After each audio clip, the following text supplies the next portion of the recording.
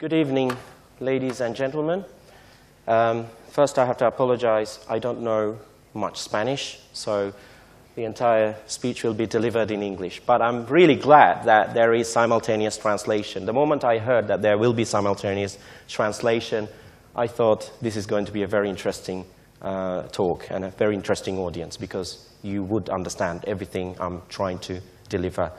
So, on behalf of ICES Innovation, I would like to thank you very much for giving us this opportunity, for bringing us here in order to deliver this speech, and also the workshop that we conducted at the University of Vigo yesterday and the day before yesterday.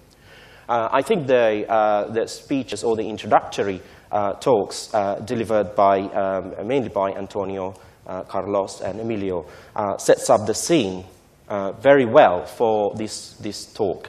And the reason why we chose this topic here, we quite didn't want to call it models of innovation.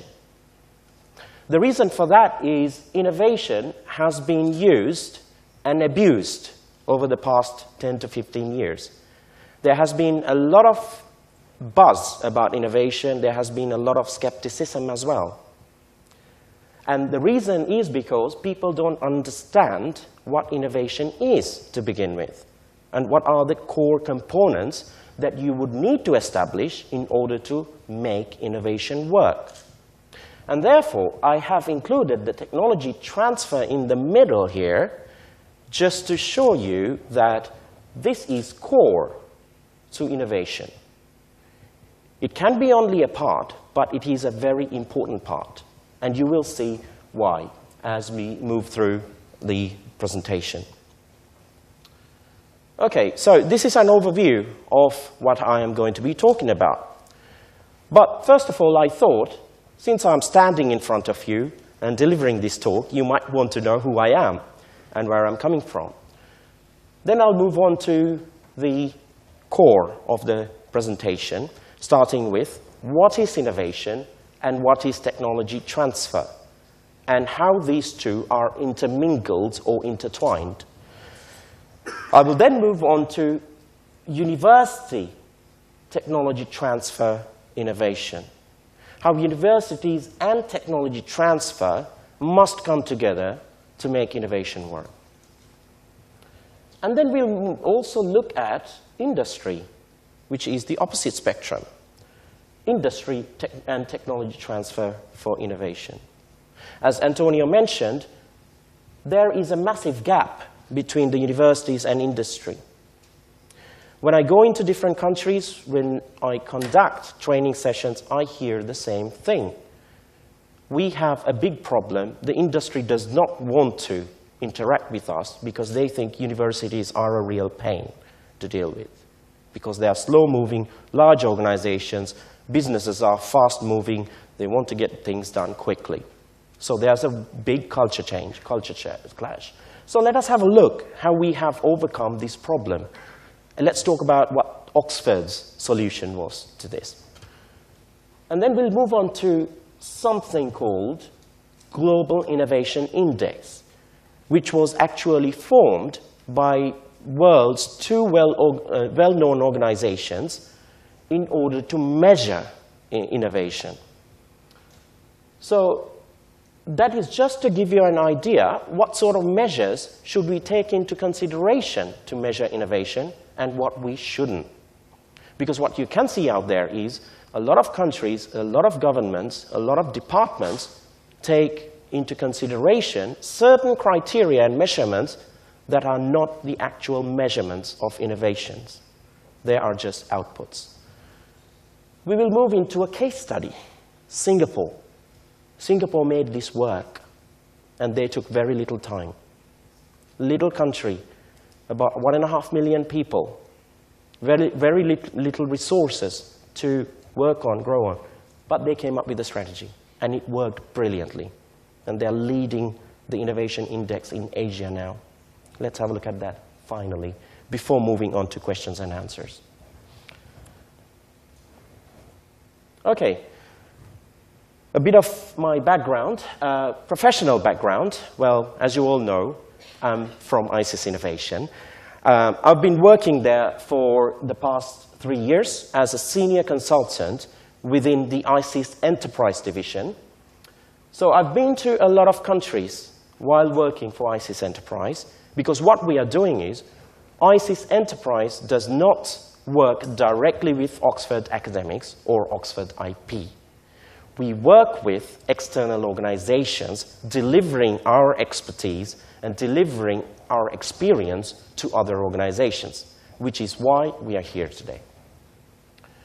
While doing that, I have traveled to Latin America. I have traveled to various countries in Europe. I have traveled to Asia in order to try and understand what cultures do exist, what are their innovation agenda, where do they succeed, and where do they fail, and where are they in terms of technology transfer. And whether I'm here in Spain, or whether I'm in Mexico, or whether I'm in Malaysia, I hear the same story. So whenever I deliver training sessions here and I hear people complaining, oh, in Spain it's like this, I say Spain is not alone. This is a global problem. These problems exist everywhere. So rather than us keep complaining, let us have a look at how we can solve those problems. What can we do in order to get rid of those problems so we can make innovation work? So during the past 3 years, I've gathered a lot of experience working in different countries and understanding what these different cultures are trying to do. Overall, I have more than 10 years of experience in technology transfer, commercialization, and innovation. Prior to ICIS Innovation, I worked for University of Warwick's Technology Transfer Unit. University of Warwick, again, is a small university, but they are in the top 10 universities in the UK every year. Mostly in the top 5 or 6, without a doubt. And when I worked there for 2 years, that's where I got to directly involve in technology transfer from a university side of it. So I got direct experience there. Prior to that, I worked in a company called Innovation Exchange as a consultant for 2 years. Initially in Australia, and then shortly back in the UK. So here, this company is a technology brokering company. They have a look at technology providers or generators, such as universities, and they connected these technologies with companies or technology seekers and helped them to commercialize. This is where I learned the most. I co-founded this company straight after my PhD. And I think I am a good role model to the students, because students always approach me and say, we don't have any business experience. We are science students. We don't know about writing business plans. We don't know about anything about intellectual property. When I first started putting this company together, I was in my second year of PhD. I had no idea what a business plan was. I had no idea what a patent was. And at the time, this was back in 2001, 2002 period, technology transfer was not well known.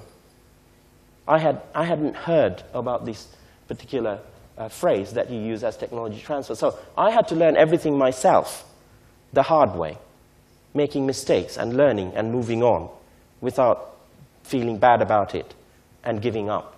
So I co-founded this company, ran it for 4 years as the chief executive officer, and that's where I got exposed to commercialization, because I was really interested. Although I was working here for 1 year as a postdoctoral research fellow, I was always questioning, is generating knowledge itself is sufficient? We just have to transfer this knowledge into industry. That's when people will make use of it. Because what we are using in a university environment is basically taxpayers' money, if it's government funded. So why don't we give something back to them? So I ran that company. It was a very good experience for 4 years. I was involved in capital raising, raised over $1 million Australian dollars. This is straight after being a PhD student, so if you think you can do it. In terms of educational background, I did my PhD back in Australia at the Royal Melbourne Institute of Technology University. Before that, I did a graduate diploma at the same institute for 1 year. Bachelor's degree was done in Bangalore, India. And I did my primary and secondary school education in Colombo, Sri Lanka, where I'm originally coming from. So that's enough about me. Let's move on to the topic. What is technology transfer and innovation? Before moving into technology transfer, we'll have a look at what innovation is, how it is defined out there, right? If you Google innovation or definition for innovation, you'll come across many, many, many definitions, right? Because some of these definitions are correct, some of them aren't quite correct, some of them are not correct at all. But let us have, in its simplest form, innovation is the creation of new or rearranging the old in a new way. That is the simplest definition, right? It may be right, it may be wrong, but it's in the ballpark, right? But if we want to go more deeper, you have these other definitions which you can see here. But let's not get there, because we don't need all these, right? However, it is important to understand what open innovation is, because this is core to today's world. This is core to universities as well as industry. And this is where today's universities have the biggest opportunities, because the innovation is more open now, at least from the industry point of view. Okay? So, originally this term was coined by a professor known as Henry Chesbrough, who you may have heard of, some time ago, about a decade ago. He's a professor at the University of California, Berkeley. He wrote a book on open innovation. And I strongly recommend you read that book. It is very good. However, what is the difference between innovation and open innovation? Open innovation is a model that assumes that industry, companies, organizations, or firms can and should use external ideas, external to the organization or entity, as well as internal ideas, right? And I will explain why this is different to what it was in the past as we go along. And if you want to give a more academic sort of definition, you can define it as the use of purposive inflows. Purposive means you want it. Purposive inflows, or you mean it, or outflows of knowledge to accelerate internal innovation and expand the markets for external use of innovation, respectively. So, there is the new imperative for creating and profiting from technology, which is open innovation. And today's technology transfer, licensing, if you take in-licensing, out-licensing, spin-out company formation, startups, most of that rely on open innovation. And when I give this talk to some audiences, they say it's not new. Open innovation is not new. It's always been there. I disagree to a large extent. It wasn't really there a long time ago. And I will exactly demonstrate why it wasn't there some time ago. Okay, so let's have a look at the basic idea about innovation and technology transfer. Now here, what you can see are technology generators or technology providers. And on the other side of the spectrum, you have technology seekers. The entities are, who are the powerful generators of technology or powerful generators of knowledge? They are the universities, they are the research institutes, government research labs, small to medium organizations or enterprises, as well as large companies, right? They are generating new technologies, new knowledge. On the opposite side of the spectrum, you have technology seekers.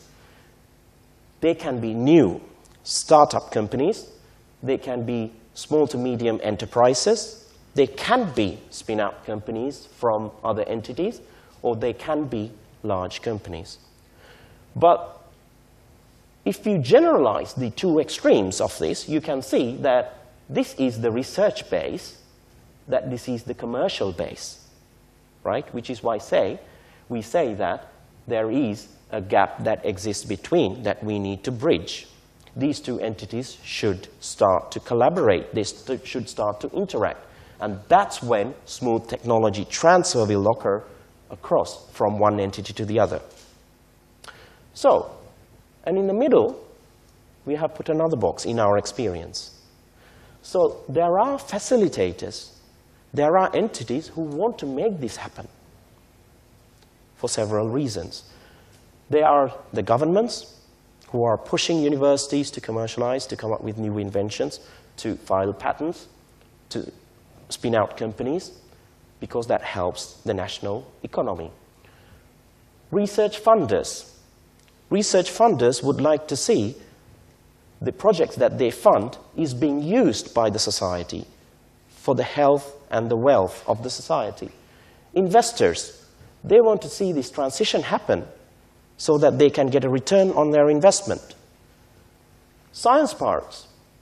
Science parks facilitate this process. Science parks exist in almost all universities in the UK,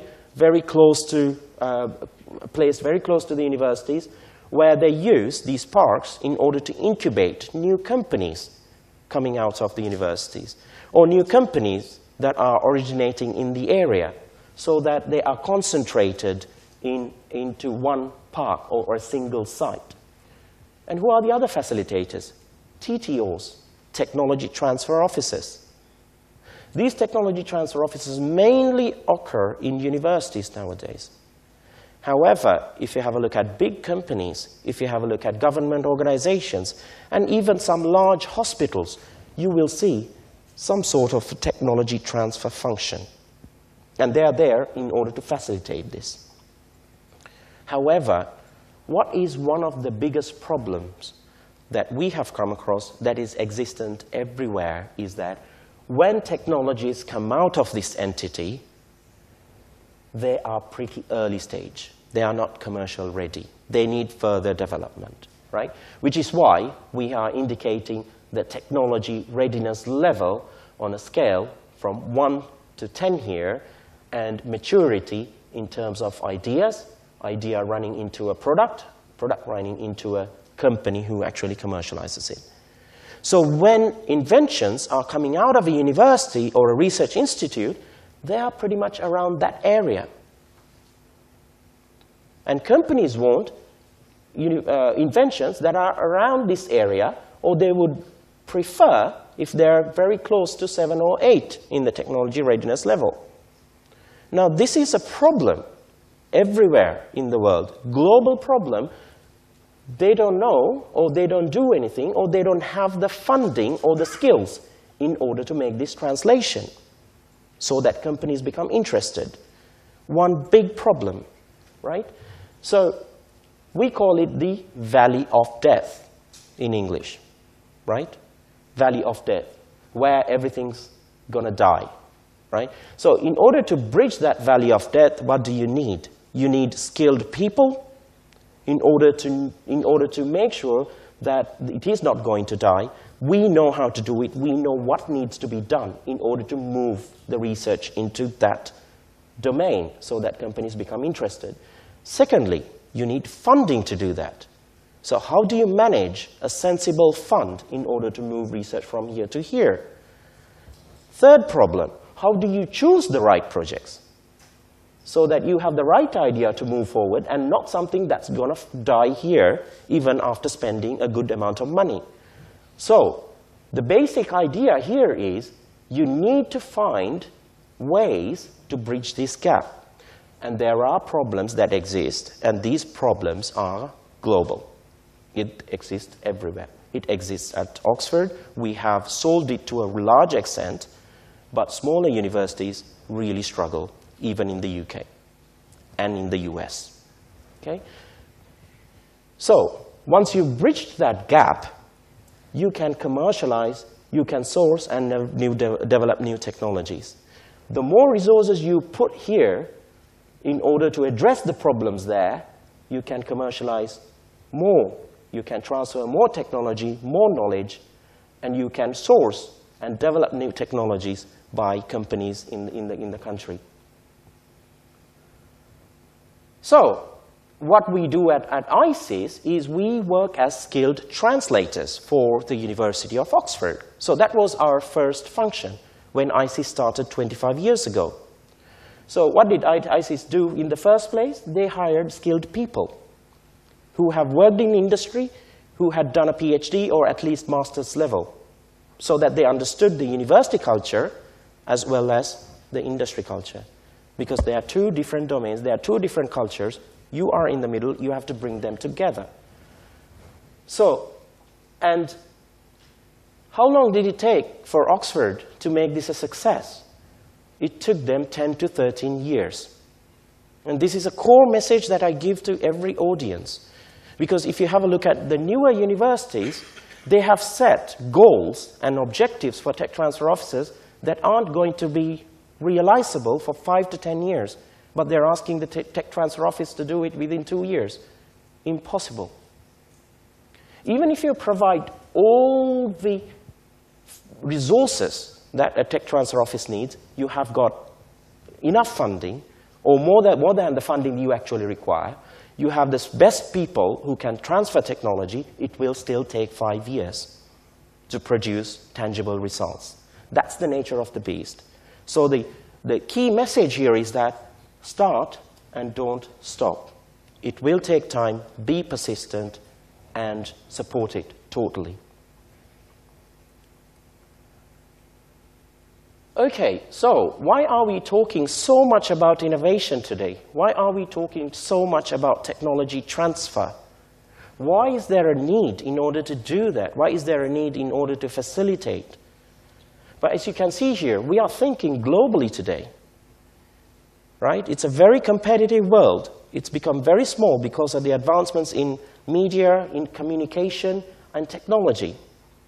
Let's have a look why this need has come into existence. Let's have a look at the past to begin with, right? In the past, the scenario was economic power was built on manufacturing capability, especially in the Western world. Manufacturing brought them the wealth to the economy, right? And it was mainly dependent on semi-skilled labor with a very small, highly skilled population. However, the trend is that over the last 50 years, it has shifted. And you can't survive on the manufacturing world, on the manufacturing environment anymore. Why? Because it has moved from one region to another region in the world, and in search of low-cost labor, the least amount of government regulation, and the most attractive tax structure. And why do you think that China or India are dominating in this domain now? Because of those three factors, right? So, what are the alternatives? That's why the need has risen. That's why there is a need to search for alternatives.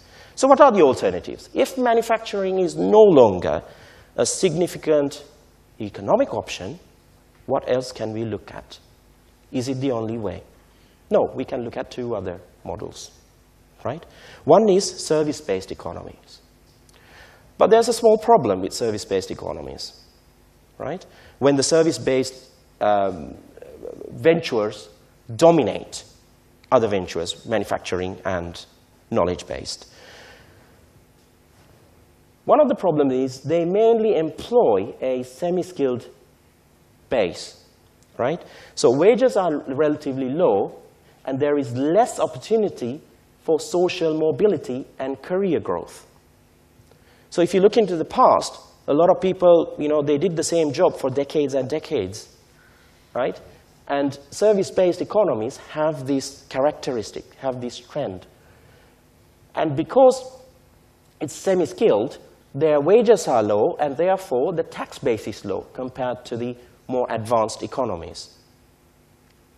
So that's one of the alternatives. What is the other alternative? Is to look at knowledge-based economies. So the knowledge-based economies is the new product of choice for many countries. Why? Because it provides a better opportunity for bright, ambitious young people who can really excel in their careers. Because it's based on the intellectual capacity, it's based on the knowledge and passion for what you're doing. So it provides it also provides more potential to grow the economy faster and create a larger tax base. And I will prove this point by taking a case study towards the end of this presentation, why this works, why this really works in today's world. Okay, so in order to stay competitive in changing markets, today's companies or today's economies need to develop new markets. They need to develop and improve new brands and reputation.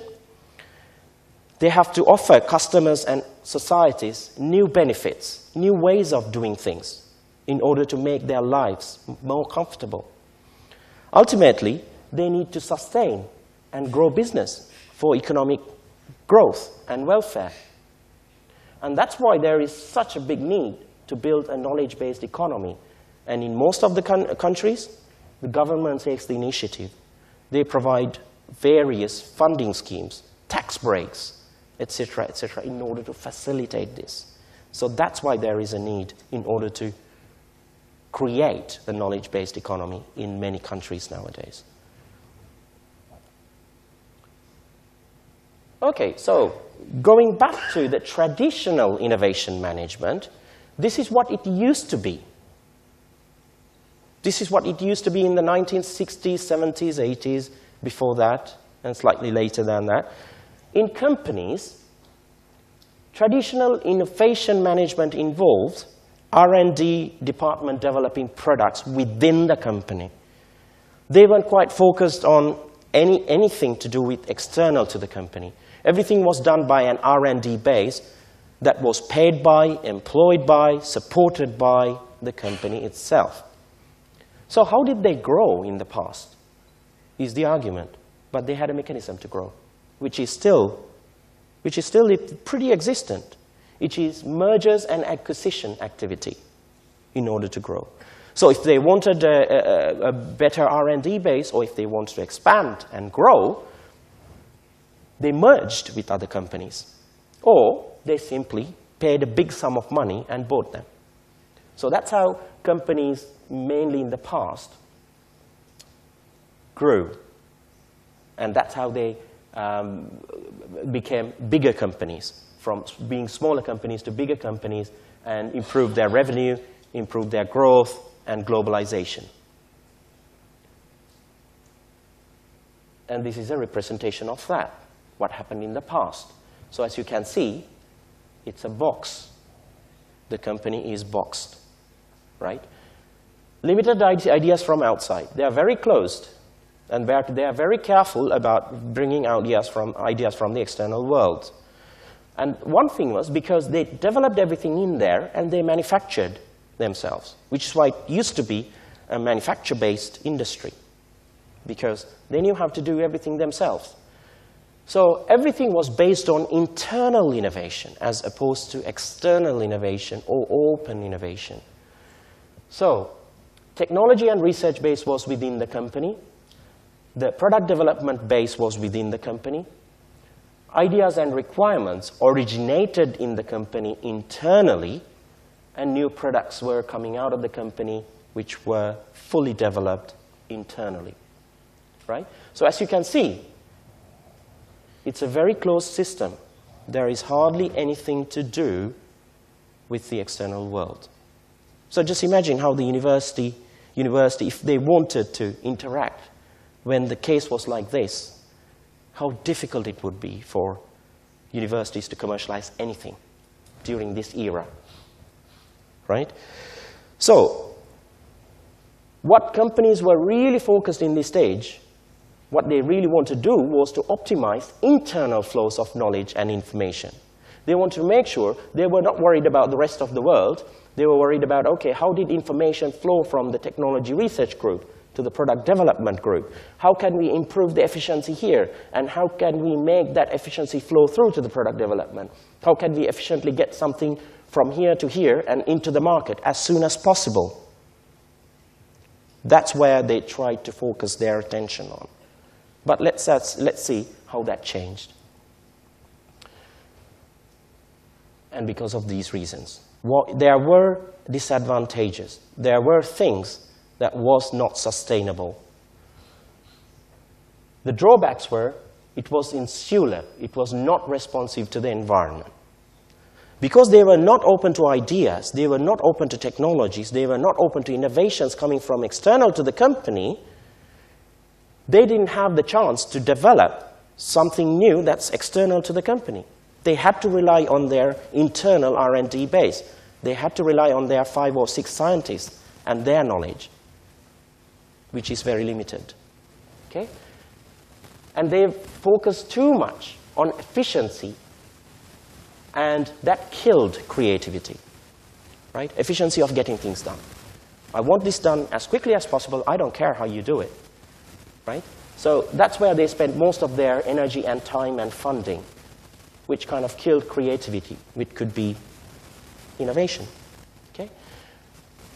And arguably, it discourages an entrepreneurial spirit, right? So the reason why we put arguably is that probably not always, right?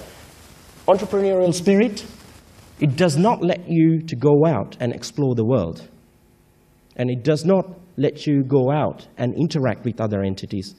It does not let you go out and interact with universities, which are the powerhouses of and generators of knowledge. So it was quite restrictive. It was closed technology, closed innovation.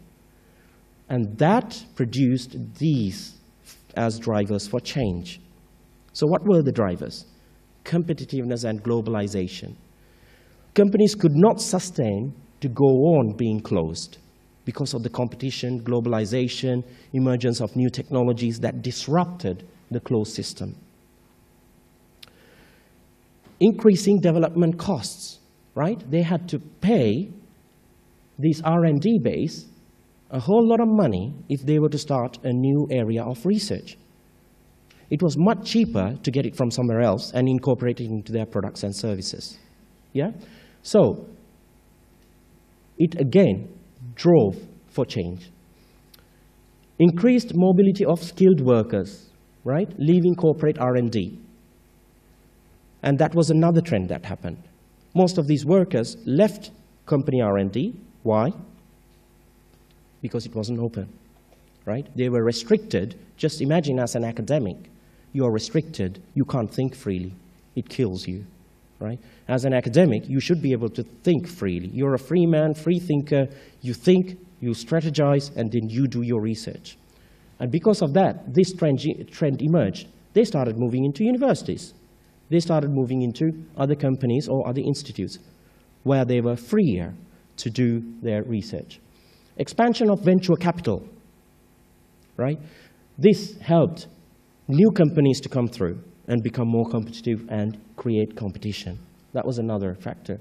External options for unused technologies, very important. You take any big company in the world, any research institute, let's say IBM, Apple, Samsung, GSK, Pfizer, you have a set of patents that is core to their business that brings in the revenue. And then you have a set of patents that's not doing nothing because it's not core to their business. Can they make money out of it? Yes, they can. Do they want to? Yes, they want. But under the closed system, they couldn't do it, right? And that was another driver for change because they thought, okay, fine, I've got another set of patents here. We are not using it, but can we either sell it or transfer that technology to some other entity, charge them some money, additional revenue? You know, the entity receiving it is a winner, we are a winner. Why don't we go towards an open system? So these were the drivers for change. Okay, so let's have a look at some important features of open innovation. I've listened to a lot of talks on open innovation. They talk at a very superficial level. They do not address the core activities, the core features that make it work. In our experience at Oxford, there are certain things that's core for innovation to happen. So I'm mainly talking in this talk about universities and industry, but there is the government. So I'm not talking about the government initiatives in this talk because I could probably talk for a good 2 or 3 days because of policy, etc., etc. But I'm addressing the core features here of open innovation where industry and universities can collaborate. So in terms of active intellectual property management, so for example, licensing to transfer technology, this became a mechanism, an efficient mechanism, licensing, rather than developing in-house, right? So this underpinned open innovation. Out-licensing agreements, patent sales, and joint ventures, and spin-out or spin-off companies. Again, platform technologies licensed exclusively to different markets, right? You can maximize the value coming out of IP from an entity by doing this. And important feature of open innovation that you may not have heard elsewhere. And also, open innovation has less dependence on centralized R&D, especially for mature technologies, right? It's because it's more collaborative, it's more happy to do with collaborative R&D with universities and other companies, right? So less dependence on centralized, one team R&D. It enables you to launch ventures using internal and external technologies because it's an open system as opposed to a closed system. It focuses more on configuring or modifying or customizing technology and external supplier relationships. So it's a more open system, and the reason why companies were not open was they hadn't realized that you could come up with certain mechanisms to safely interact with the external world. So in terms of knowledge transfer or technology transfer, what we are addressing today, in today's world, are what are the mechanisms? Who are the best people to get on board in order to make that happen? That's what we are trying to address. Okay, so let's have a look at technology transfer. So technology transfer can also be defined more broadly as knowledge transfer, because it's not only technologies, it's know-how. It's what you know that you can transfer as well for the wealth of the society. So if you go for a broad academic definition, tech transfer can be defined as the process of transferring. Now you can see it's not only one thing, it's skills, knowledge, technologies, methods of manufacturing. That's mainly know-how in terms of knowledge and methods of manufacturing.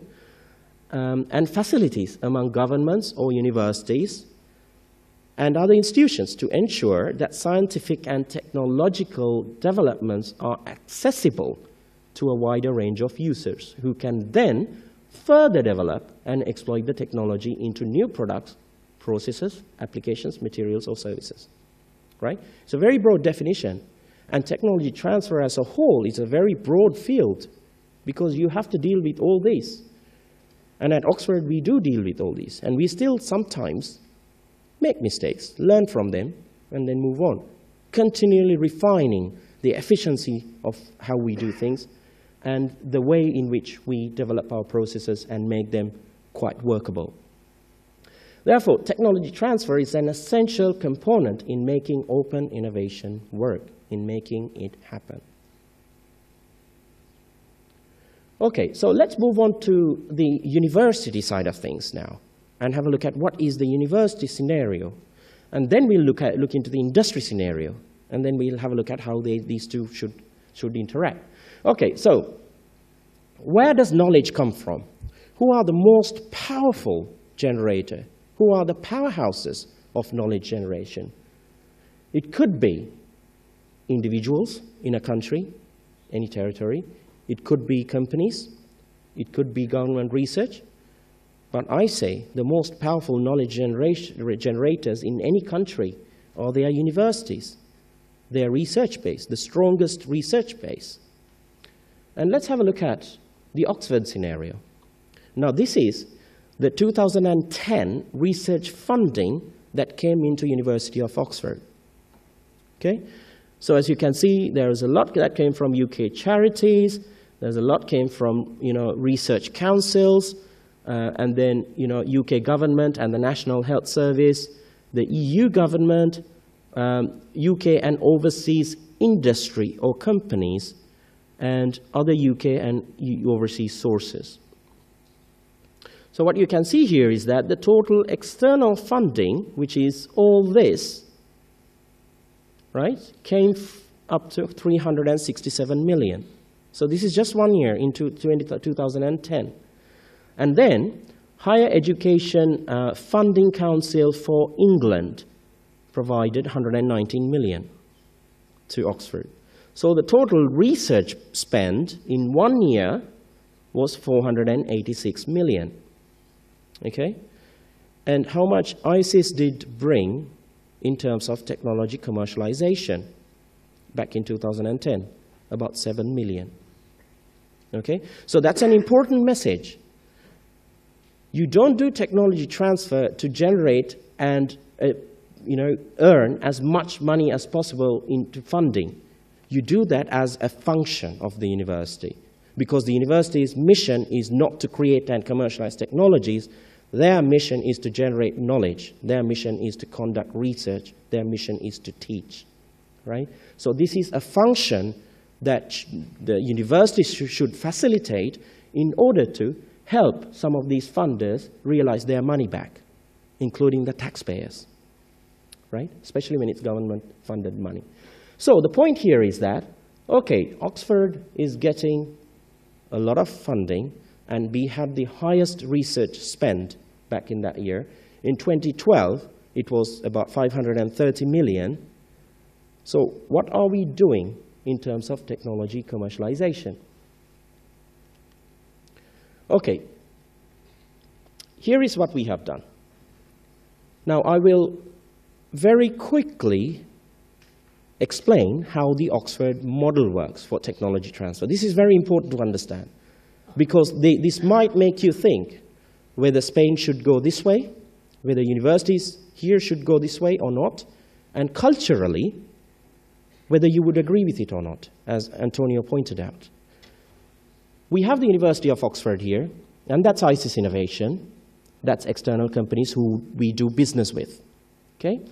As you can see, ICIS is not a part of Oxford. It's outside Oxford. However, there is a box there. The box means that it is somehow connected to the university. ICIS is a company, right? It's a wholly owned company, 100% owned by the University of Oxford, that Oxford formed to transfer their technologies. Okay? And we'll see why they did that back in 1987. How the model works here is that when Oxford generates new intellectual property, or when they create a new invention, they assign it to ICIS. Assign means Oxford gives it to ICIS. So when they give it, Oxford is not the owner anymore. ICIS is the owner of IP. Right? If you have a look at all the patent applications that we have filed anywhere in the world, ICIS is the applicant, not University of Oxford. Okay? So university transfers the IP to ICIS Innovation, and it is ICIS's responsibility to commercialize them to the external world. Now here you can see a license back. Now this is very important if you are creating an ICIS-like entity. What we are licensing back is something very important to the university and the academics and to the university research. And that is, when you assign the IP, when you transfer the IP, ICIS has the full rights to that IP. Okay? So by licensing back, what we give back to the university is that, okay, we realize that we have got your IP in ICIS, but in return, we are going to give the rights back to you to use this IP for research and teaching purposes, including non-commercial use. Because just imagine, you transfer all the IP from Oxford and you have to close down whole projects because you don't own the IP anymore, you can't work on those anymore, right? Very important point that you have to understand if you are looking at this model. And this model is very important, which I'll explain in the next slide. Okay, so make sure that that is addressed. So once ISIS owns the intellectual property, we license it to other companies. We spin out our own companies in order to transfer the knowledge, in order to transfer the technology. And the other important point that I want to raise here is that if a university happens to form this kind of entity, do make sure that they work very closely with the university, hand in hand, and not see each other as competitors, right, or rivals, because it wouldn't work. And the way we work is, University of Oxford has a small entity called Research Support Services. Every university has this office. They are the office who helps the researchers in their grant applications. They manage the grants, their funds, etc., etc. In Oxford, Research Support Services also manages their IP. So when there's a little group that manages the IP, who actually is involved in transferring it to ISIS? So we have formed a very good relationship, very good working relationship in order to make it happen. So it's very important, again, your interaction with the university. Okay, so what have we done with all that funding coming in terms of filing patents, in terms of licensing, spin-out company formation? All in all, what have we done in transferring knowledge? Okay, here are some statistics. So we have about 1,250 patents and patent applications, 300 active licensing deals. Licensing partners basically selected on the resources and intent to develop technology to market. Now, I made this point again and again, yesterday and day before during the workshop we did at Vigo. Universities have to be very careful about this. If the companies can't show that they have the resources or the intent to develop and market the technology, be very careful. This is where technology transfer fails, if you don't license it to the right company. So at Oxford, we spend a whole lot of energy in order to try and work out that the companies are actually going to develop our technology or invention, and they are actually going to make money out of it. So, and I pretty much explained the mechanism that we do it. Because of the time, I'm not going to run through that at the moment, but at the workshop, I definitely talked about this. So in healthcare, as a university's social responsibility, we say to companies, if you happen to develop this drug or vaccine, and if you're selling it to developing countries or poor countries, you have to make it available at a subsidized rate so that patients in those countries can benefit from the drug. Yeah? So that's a part of the ethical side of things. So when we license technologies, we charge them fees, milestones, royalties, appropriate to technology and marketplace. Right? And then we do a whole lot of valuations, which we teach in our training programs. So with the royalties, who benefits? Researchers, university, department, and ISIS. And we charge a commission from our license income that goes into the university, and that commission pays our salaries and administration and our day-to-day work. So that's how the whole model at Oxford works in a nutshell. Okay, so why did the university move into this kind of model? And it's not only Oxford. I think Cambridge, Imperial, MIT, lots of universities in the US have moved into this model because of these very reasons. You have delegated authority from the university, right? So you can make decisions faster. You don't have to wait until the university's vice-chancellor makes a decision to issue a license, right? It is a good way to manage risk. If something goes wrong commercially, right, another entity can't sue the university. They can sue ISIS. They can sue the technology transfer company. If it goes really bad, you can close down the company without damaging the university. So it's a good shield, a good barrier where other entities can't attack the university if something goes wrong in the commercial domain. Okay? Because technology transfer involves a lot of risks as well.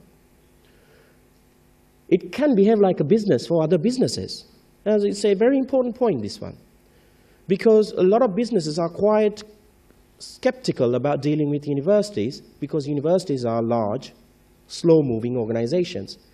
And they are much happier to deal with another business who behaves like a company, who act very fast, who speaks their language. That's why they've created ISIS as a company at Oxford. And efficient decision-making, quite possible, right? Because there is delegated authority. There's transferred authority from the university in order to make decisions, right? And there are ways that Oxford manages this very carefully. But I can't go into that because it's a lot of information. Anyway, what are the disadvantages, right? May not be able to recognize the brand if it's not strongly associated to the university. Sometimes when I go into Asian countries, they think ISIS is a consulting firm from the UK. They don't realize it's from Oxford until we explicitly mention it. So now we are associating the Oxford logo with ISIS now, right? And this happened only last week before, something like 2 weeks ago. After 25 years, the university finally granted us the right to use the university logo with ISIS because they wanted to make sure that we would survive and we would do a good job without damaging the Oxford's brand. So pretty much, I actually changed the logo today on this slide because we've been asked to. So without that strong brand association, there may be confusion out there amongst companies. Who are you? Who is ISIS? That's one of the disadvantages. But if you are in the university, you go by the name of the university. Okay. The employees in the mother organization may treat it as an external entity. Now, sometimes this may be a problem because they might see ISIS, the university academics might see ISIS as a separate company because they don't know inside out of whether it is a wholly owned company or whether Oxford pays and it's an external company that commercializes technology for the university. That confusion. Whereas if you're a department within the university, everybody knows that you're within the university. Delegated authority needs to be managed very carefully, right? Because you are making decisions on behalf of the university, which is well-reputed, it's a good brand. You do anything silly, you're damaging it. So I'll quickly mention what university does. University professors, academic professors are on the board of ISIS, so they keep an eye on what's going on, right? Our company lawyer is not an employee of ISIS. Company lawyer is seconded from the university into ISIS. So if there's something fishy going on, they will report back to the university. If we are making a wrong decision, they will report back to the university. Our accountant is a secondee from the university. They're an employee of the university, not an employee of ISIS. They come and work in ISIS. They've got a desk there. So if there's anything going wrong or fishy in terms of the financials, they will report back to the university because they're there. So university has established certain mechanisms in order to mitigate that risk. That's how they manage it very carefully. And significant funding may be required in order to establish an ISIS-like entity. So that's the other disadvantage. Anyway, let's have a look at the general structure. What happens in most other universities who haven't followed this method? As I mentioned, in this case, it is a part of the university, a unit or a department within the university. It operates under the university's central administration, finance office, and contracts office. So as ISIS Enterprise, we are working with a number of other UK universities. And it's very frustrating because this is the structure they are operating at. We've got used to our structure that works quite efficiently in comparison. And when we go in there, in order to get approval, we have to go to the university's central administration, where the lawyer is. We have to go to the finance director to get their approval. And then we have to go to the contracts office to get the contract signed. It takes a lot of time, and no wonder the companies are quite skeptical about universities. They get very frustrated because they have their timelines, and they're working on competition, and they want to get things done quickly and move on. But when the university takes 6 months to sign put a single signature on, the deals fall through. A big gap. Most tend to be small offices with small teams of people because of the lack of funding and the lack of resources. Generally under-resourced, right? 1 or 2 people, sometimes no people. That's why they get ISIS or more experienced universities to come and help them out. However, larger offices, I think the Yale University in the US has a large office. They operate under this umbrella. But their structure is that they have different teams dealing with the same technology. Right? So one team has a look at the technology. They think, okay, we can patent this. And then they transfer it to the second group who markets the technology. And if there is a company interested, they move it to the third one who actually negotiates the deal. Right? And we see a lot of problems there because you have to establish relationships with the company or with marketing at each stage, and you have to create the relationship with the academic, you have to create the relationship with the companies, and think the possibility of a deal falling through is greater. Whereas in ICES, all this is done by just one project manager. It's that project manager's responsibility to move the project all the way from the idea stage all the way to executing a license agreement or forming a spin-out company. So one person manages. So that's much more effective in our experience. So this is the scenario. You have the university, you have the central administration, you have different departments, and then you have the technology transfer office. And it works quite well. However, looking at the advantages, you have the strong brand association. If ICES was located within Oxford University, as a part of Oxford, we wouldn't call it ICES Innovation. We would call it Oxford Innovation or Oxford Technology Transfer, something like that, that is strongly associated with the university.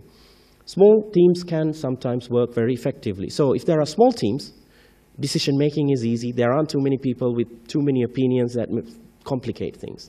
So some of these small offices can work quite effectively, can be an efficient model when good strategies and processes are implemented and followed. Right? So if you have a small team who work effectively and good strategies and processes are implemented and followed, this can work quite well. So if this is how some of the universities in Spain want to go, it can work very well. We are not saying that Oxford method should be the way, but it depends on what you do with the problems, addressing the problems that can break deals. Right, so personnel in multiple divisions. For example, one team is dealing with IP protection, one team is always dealing with marketing and negotiation, and one team is dealing with execution. So what can this do to the team very quickly? They get very skilled at it because they're dealing with one aspect all the time. So they might become very good at assessing technologies and picking up the good technologies that should be patented. Whereas only if one project manager is doing all this, the throughput is very low. Okay? So that's another advantage of that model. But what are the disadvantages? Now, I said I have worked in university tech transfer offices that used to be part of the university, operating under that model, University of Warwick at the time. So after I left, after about a year, they spun out it as a company. So now they've got the ICES model as a wholly owned subsidiary. Because of this, these were existent at Warwick, these were existent elsewhere, and I have seen it. So they can be very slow as there is no delegated authority. Majority of decisions are made by the university's central administration. So there is a director in the tech transfer office, but the director has no power whatsoever to make a decision. It has to be made by the university's central administration. Because as you know, universities can be very bureaucratic, right? And everything has to go up there in order to be approved. And don't forget this either, the risk that the university will be running if it's a part of the university. The risks are there, direct risks as opposed to more delegated risks or managed risks. It's difficult, very difficult to behave like a business for other businesses because they always see as a university coming to talk to you rather than a company coming to talk to you. Deals can fall through due to delays and frustrations because of that, right? And being slow. And multiple divisions handling the same invention can pose many problems. As I mentioned before, all these people, they form a relationship with the academic, and then the marketing division has to form the relationship with the same academic, and they have to form a relationship with the company that they are going to license it. it's very complicated. So to keep things simple, we get just one project manager to manage the entire project at ISIS. Okay. Right, so that's the university side of the story. Now let's move into the industry side of things and see what industry is doing in terms of innovation, in terms of bringing in technologies under the open innovation umbrella. So here we go. So this diagram was introduced by Professor Henry Chesbrough, who coined the term open innovation about 10 years ago. And as you can see, the key point here is it is to represent where the firm's boundaries are porous. So there is information or technology, innovation, inflow, as well as outflow to the pores. Okay? So as you can see, here you have the internal technology base, which always used to be the case under the closed system. And then you have the external technology base that you can bring in via technology transfer. And this is why I mentioned the universities are in a much better position today to interact with industry, because they're open to this now. They have been for the past 10, 20 decades, right? And when you bring in external technology via in-licensing or through consulting academics in universities, you can create new things, right? You can create new products and get into another firm's market and compete with them, right? And then you also can bring in internal technologies. You can go for venture funding so that you transfer the risk to an external entity in development, bring it back in, and then you can create new markets, right? And then you can also develop new technologies by bringing in technologies from universities. You put more funding, you put more expertise into it, develop, and you can license it to other entities. And then all this can also create your new inventions, new products, and new services to your existing market. So look at the possibilities that the open innovation model offers in terms of maximizing the value, in terms of growth, in terms of expanding your company. This wasn't the case before. And at the same time, have a look at the opportunities that universities, the knowledge generators, the research generators have today in order to interact with industry. And what is the core mechanism that facilitates this? It is technology transfer, right? And companies are quite open as far as we see. But the problem lies mainly in the university side, as far as I see. Companies want to talk, but because of the models that are being used in universities, because of the slow response, because of the lack of skill base, because of the lack of resources, there's a gap here. But that gap is not only existent in Spain, it's not only existent in the UK, it still exists in the US, who first moved into this. But it's a matter of how big the gap is. It's different in different countries.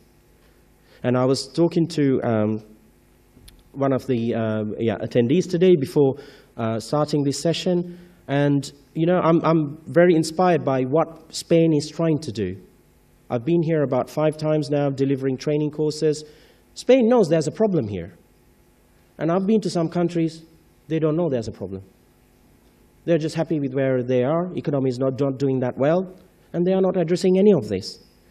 So at least it's good to know, we know that you have a problem and you are trying to do something in that domain. And it's only a matter of time until you come up with the right strategies and, you know, bringing in the right skill set and training the Spanish in order to make this thing happen. Okay? So it allows the flow of ideas and intellectual property in and out quite easily. That's what open innovation has facilitated. And that's why companies are quite open today. Okay, so let's have a look at some of the models that companies have developed. So I take IBM as an example here. So I hope everybody knows who IBM is, but do you know what it stands for? IBM. Well done. Yes, International Business Machines.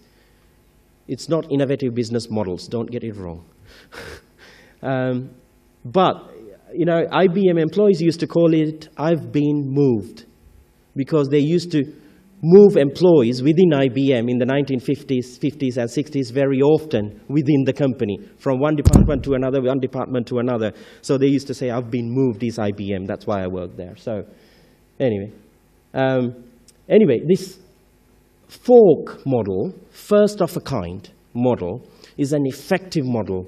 It's a tech transfer model that IBM has established. And remember, I mentioned before that some companies have a stack of patents that they are really not doing anything with, that is not core to their business. They are using this method in order to push them out. That's why this is a new model for them. And it works quite effectively. So if you happen to read that book, it's called Innovation Passport, written by Mary Jo Fedrich and Peter Andrews. I've personally met the author at one of the conferences in London, UK. She's a very, very passionate individual. She said she has been developing this method for 13 years, and it's working very well for IBM, right?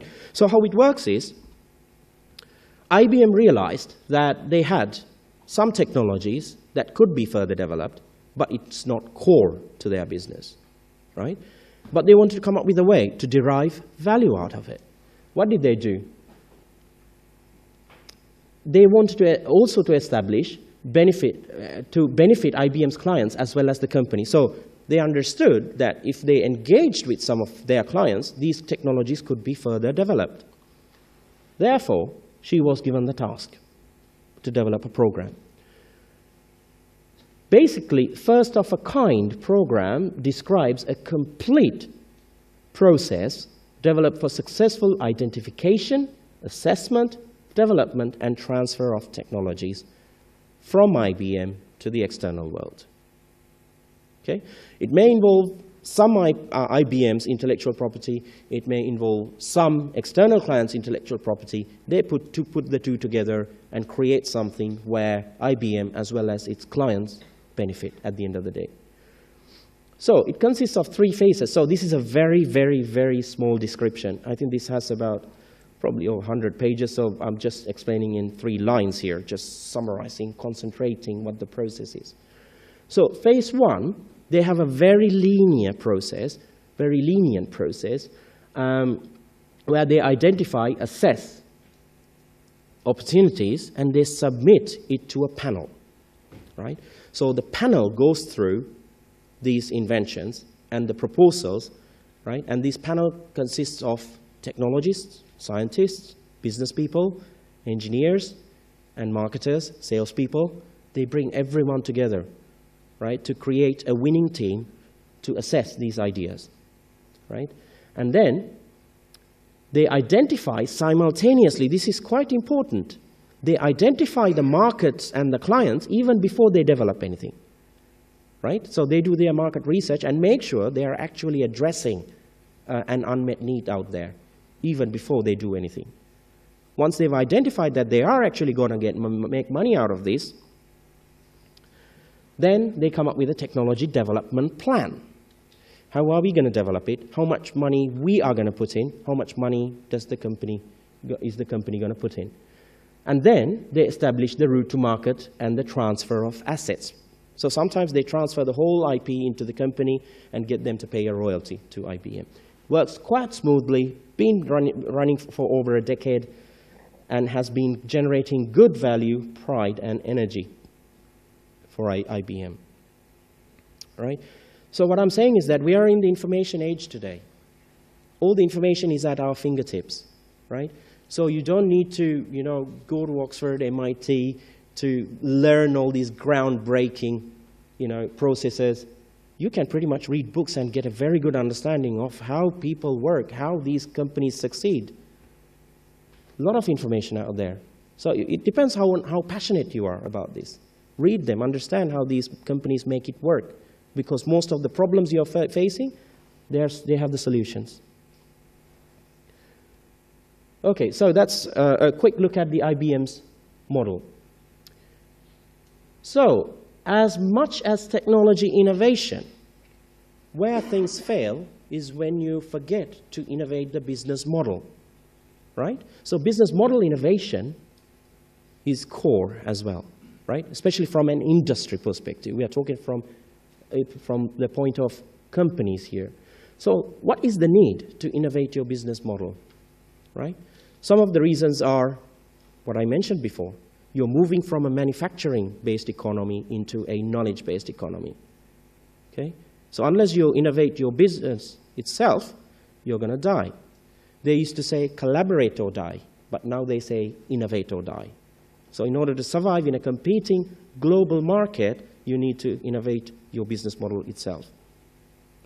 Okay, so in spite of the current global recession, companies worldwide continue to recognize the importance of sustainable growth, right?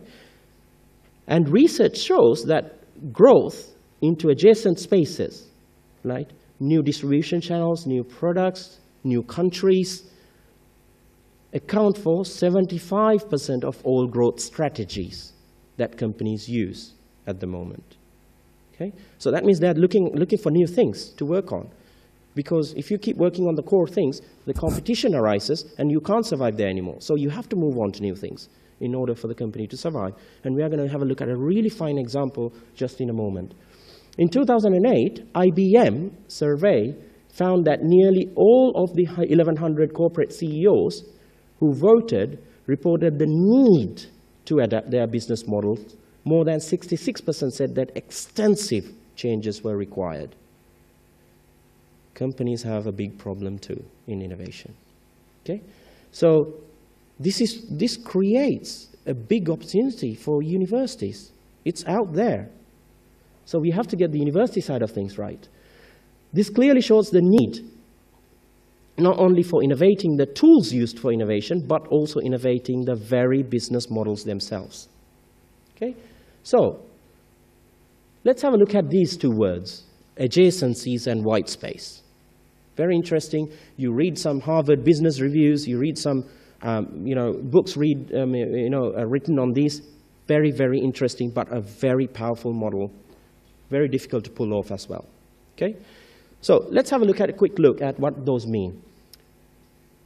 These adjacencies and the white space area is essential when companies need something fundamental than new growth. They need renewal. They need to renew the way they are doing business. They need to renew their product portfolio, not really improve what they're already offering. That's what it means. When they must evolve into companies that deliver new sorts of value in a new way that people are going to pay for. Right? So one of the ways in pursuing this is via adjacencies. So what are adjacencies? Adjacencies include serving new customers or existing customers in a fundamentally different way. Okay? And we'll have a look at some examples so that you will understand. Another way, so-called the seizing the white space. Who has heard about the white space? Okay, so white space means the uncharted territory. You haven't been there before as a company. It's something completely new to the company, right? Would mean, right, leaving from the comfort zone, comfort of their core business and pursuing opportunities outside the core business activities. Now, there are fine examples out there. Companies took the risk, went in there, and they made evolutionary changes, right? Dying companies completely flipped around. And we are going to have a look at a case study very soon. But what does it need? It needs really good leadership. It needs a very good skills base, new strengths, and new ways to create value. It calls for the ability to innovate something more significant than the core business, that is to innovate the very theory of the business itself. It can be hard to pull off, but not impossible. Okay, so let's have a look at in a nice MBA sort of graph here. So here you have the opportunity, okay, the business opportunity, and here you have your customers, right? And you have products or services that is a good fit with your current business, right? So that's your core business that you've been doing forever. But there are things that is a poor fit with the current business for existing customers who have been served in a traditional way. However, you also have new customers or existing customers served in fundamentally different ways. As I mentioned, that's where the adjacency comes in. You're coming up with new products as opposed to improved products. And then you have the white space here, right? You're not familiar with it. It has a very poor fit with the business. But you identify there is an opportunity in the market and you put the right resources in place, like in licensing technologies from a university, right? New technologies. And it creates a new marketplace for yourself that can probably, shoot up your growth. So let's have a look at these two. Let's have a look at the core business to begin with. Several initiatives can make this happen in a company, core business. Basically, all the companies, what they do traditionally, accelerating innovation and R&D, all the internal initiatives, et cetera, and implementing processes, hiring highly skilled workforce. Nothing different, right? However, more innovative companies are moving into that, which is the adjacency, right? And here are some examples. If you take IBM, they moved into global services, which brings about 50% of the company's revenue and pre-tax profits, right? So that involved growing new products and services. That's the adjacency they formed. Then Vodafone, right? Expanded from the UK to Europe, United States, Japan, and then to the rest of Asia. They're the biggest telecommunication company in the world. What did they do? Enter in new geographies, right? But they are selling the same products and services. That's why they are in adjacency, right? De Beers extended its diamond business from wholesaling into retailing, right? Expanding along the value chain. It's hard to pull off, but they did it, right? Nothing different from what they're traditionally doing, but they just changed the way in which they deliver it. Let's have a look at the white space. Here we go. Very fine example. Now, moving into the white space with a new business built around a strong capability is the rarest and the most difficult move to pull off. A move to pull off, but possible, right? It's very difficult, but if you carefully structure it and make it work, it can do brilliantly. Now, let's have a look at a case study here who, brilliantly did this, and that was Apple. And you all know Apple, iPod, iMac, iBook, etc., right? Apple was once a major player in the personal computer market. That was their core business, right? Making and selling computers. Market share fell from 20% to less than 3% in the 1990s, right? Company settled into the role of a niche player. So they thought, okay, fine.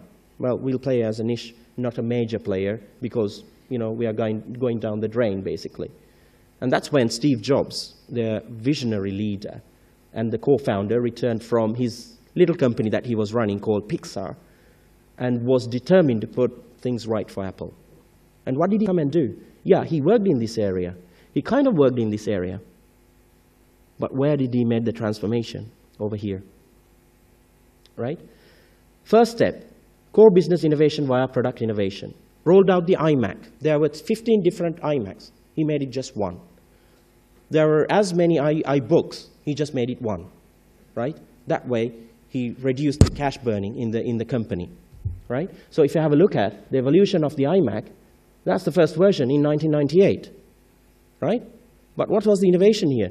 He integrated the processor into the monitor, fashion-forward, more business-like computer. And it has evolved to this stage, but we are mainly talking about this era. iBook, he made it like a clamshell. Made it a bit interesting, and all the Mac users fell in love with it and bought it. They were smash hits, right? The new products, iMac and iBook, were smash hits, but did very little to save Apple, right? Because the sales didn't shot up. Apple then introduced the iPod in 2001, the world's first digital music player, right? It revolutionized the consumption of portable entertainment, created an entirely new market, as we all know, set Apple on the road to exponential growth, right? And that happened. But what's the truth? The true story was Apple wasn't the first to bring a digital media player to market. It was Diamond Media who introduced the first MP3 player in 1998, 3 years ago. Best Data also had introduced its version in 2000. It was called Cabo 64. So why did Apple's iPod revolutionize the music world? What was the difference, right? And if you looked at those MP3 players and the Apple's nice design, back, the first iPod, not much of a difference, and the functionality and everything. But Apple did something far smarter than wrapping a good technology in a snazzy design. What was it? It wrapped a good technology in an innovative business model. And that innovative business model was in the white space. Apple was never into digital music media. They were not known as a digital entertainment provider. They were known as a computer maker, right? So, what was the great business model? Introduce the iTunes, making it easy and convenient to download to iPod and manage your own music. Just imagine at the time, we were carrying stacks of CDs, in a CD stack and a little player, and we were changing CDs. But just imagine with iTunes how easy it was to download and manage your music. It just changed the entire game. And also, 18 months after introducing the iPod, Apple launched the iTunes Store, right? So 18 months later. And then, through the iTunes Store, you should have realized how much Apple gained its market share. So basically, Apple reversed the Gillette's great model of razors and blades by giving away the blades, low-margin consumable iTunes, to lock in the purchase of the razor, basically, the iPod, right? So generally, when you buy a razor, you buy the blades, right? So they gave the blades first, and they sold the razor, which was more expensive. So brilliant model. So this business model, substantially different from anything Apple had done before, defined the value in a new way, right? The success of this business model innovation, rejuvenated and transformed Apple, saved the company. It was in the white space. Look at that. Just one point here. iPod was introduced, not much sales. iTunes was introduced, 3.8 billion, which shot to 7.2 billion, all the way to 133 billion within a few years. That's how powerful that business model was. Okay, in terms of the Global Innovation Index, to measure innovation, INSEAD is known as the world's business school. And the World Intellectual Property Organization basically came up with this Global Innovation Index rankings method. So if you have a look at the 2012 rankings, you can see these 10 countries top the innovation index. And look at number 3 here, Singapore, right? The reason why I'm taking Singapore is because there are lots of things to learn. Why didn't I take Switzerland here? Switzerland is earning a lot of cash from their patents that are owned by their pharmaceutical companies, right? So their strategy worked for them. But you have to look at Singapore's strategy here. It's quite breathtaking and would address problems in most countries. It's an island country made of 63 islands, just south of Malaysia, very small country, 5.2 million people, 63% citizens, 37% permanent resident and foreign workers. So they attract a lot of skills from external world. World's 4th leading financial center. How did they get there? 3rd highest per capita income in the world. How did that happen? Number 1 in Asia, leading in Asia, on top of Japan, China, and all the other countries in the Global Innovation Index 2012. Why? Here is what they did. They established proactive schemes and coordinated efforts. That's why I've highlighted this. Coordinated efforts. Because it was a small country, the government could really align their policies. They could really align their efforts and focus, right? And a sum of 360 million was invested in 2008. And look where they got to in 2012. right? So they invested, that's not a lot of money, it's a small sum, but where did they invest? Right? Establishing support for academic entrepreneurship in universities. They hit the nail on the head because they knew exactly where innovations were coming from, right? Creating enterprise support structures, enhancing technology transfer, right? They directly addressed where the problems were, right? And supporting innovation policy studies. So, what would make innovation make or break? Here are the core things in a country. And it is quite evident because Global Innovation Index is done by independent entities. They have looked at Singapore and said, right, you are the leader in Asia because you've just done the right stuff here. Okay, so in summary, innovation is critical to driving growth, in developed as well as developing world, everywhere. Opportunities for innovation in a given country or territory are not uniform. So you have to work out a strategy addressing the exact problems that's stopping innovation. The value chain of innovation should be further enhanced by several mechanisms, including formation of adjacencies and white space opportunities. So it's not only the familiar territory. Take manageable risks and move into the unfamiliar territory, because you never know. You might just be able to do what Apple did, because it was a smart, innovative business model. Internationalization, partnerships, appropriate funding support, driven by sensible policies, and fine-tuning of national and organizational policies and systems is critical, because this is where it breaks again, as far as we've seen. Policies that kill each other. Technology transfer is an important mechanism that underpins innovation. Understand, this is a very key point. Right? When I have heard lots of talks about innovation without hearing this word once. Establishment of well-structured strategy that is coherent with coordinated efforts can accelerate the path to innovation. So coherent is very important. Coherent means everybody's having the same focus. It's leading towards the same goal. So if the policies aren't made into working coherently, the strategy is not going to work for a country. Thank you very much.